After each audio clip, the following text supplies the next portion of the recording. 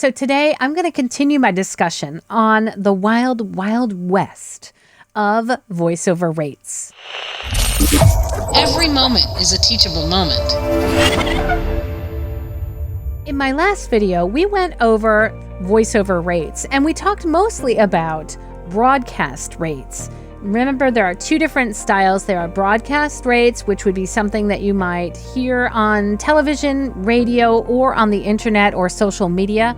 And then also, we talked a little bit about non-broadcast rates. Non-broadcast means that your voice is not going to be on television or radio or strewn all over the internet, on social media, or on a streaming channel and such. Non-broadcast usually is reserved for internal things, such as internal training. It could be e-learning modules or internal corporate.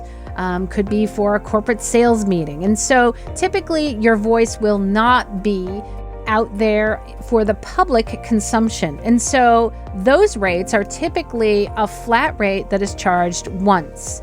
And I call it the one and done. And there is a large part of voiceover that a lot of people do today that incorporate non-broadcast rates. Non-broadcast rates can vary depending on the project and also what it is that you're doing. You could be doing an explainer video. You could be doing a corporate narration video. You could be doing an e-learning module, or you could be doing multiple e-learning modules. You could be doing telephony. There's lots of different genres of voiceover, and they all command different rates. Now, where's a great place to get started with those rates?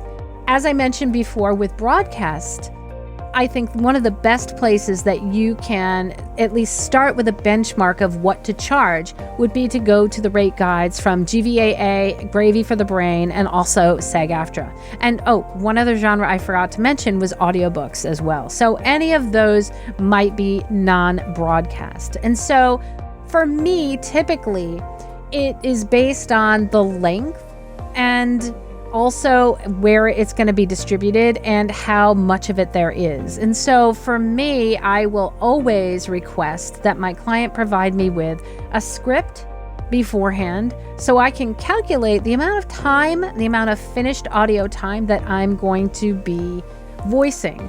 And that helps me to set a rate. Basically, I have a schedule of rates that are based on time. So 0 to 1 minute, 0 to 5 minutes, 5 to 10 minutes, 10 to 20 minutes, 20 to 30, and so on for most of my long format narration.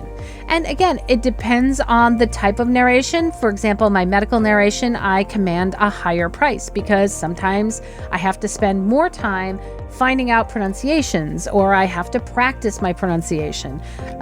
With e-learning modules, sometimes for e-learning modules, I may get volume work, but I also base that on a time-based rate schedule because for me, it's just as hard to voice something for 2 hours and even harder to voice something for 4 hours. So a lot of times my clients might say to me, well, I can give you volume work if I can get a little bit of a discount.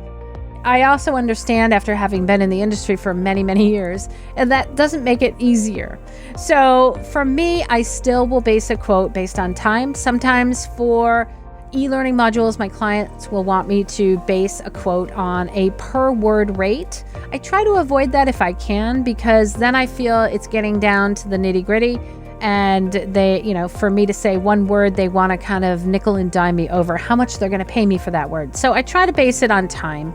I do not outright advertise my rate guide for my voiceover services to the public. And so it really is on a case-by-case basis. So medical narration is probably my highest paid narration because it does take a lot of additional work to figure out pronunciations and to do that practicing. Probably after that, it becomes corporate narration because you've got maybe a 1 to 4 minute module.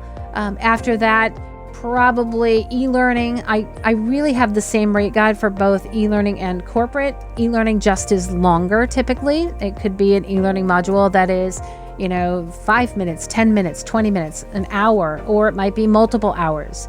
And so I still try to use my rate guide that is similar for corporate as well as for e-learning. Not all non-broadcast narration is the same. And so it really is going to be based on you and a guide that you simply base a quote on. It doesn't have to be written in stone. I treat every client like they're a brand new client, and I assess a lot of different things when quoting them. Number one, if they're a brand new client, have I done some research on them? Are they a valid client? Are they a large company? Have I asked what their budget is, right? And also I make sure that when I am providing that quote, I'm also putting in that quote the fact that my voice cannot be used for any other intended purpose than the script that it was provided for. And in certain cases, I have also actually added a time frame where I will say to them that this cannot be used for longer than a year. And I simply put it into my quote. And if they agree to that, they agree to that. So what I've really done is taken non-broadcast narration and put like a year license on it. And for the most part, if you think about it, there's many, many instances where it's not going to really be used past a year anyways. And so that just gives you a little bit of added guarantee. Just because, it's e-learning doesn't make it less valuable than a national commercial. Absolutely. It's just as valuable, and you are just as valuable. So for more business tips, make sure to check out my videos here. Thanks so much for watching, guys. I'll see you next week.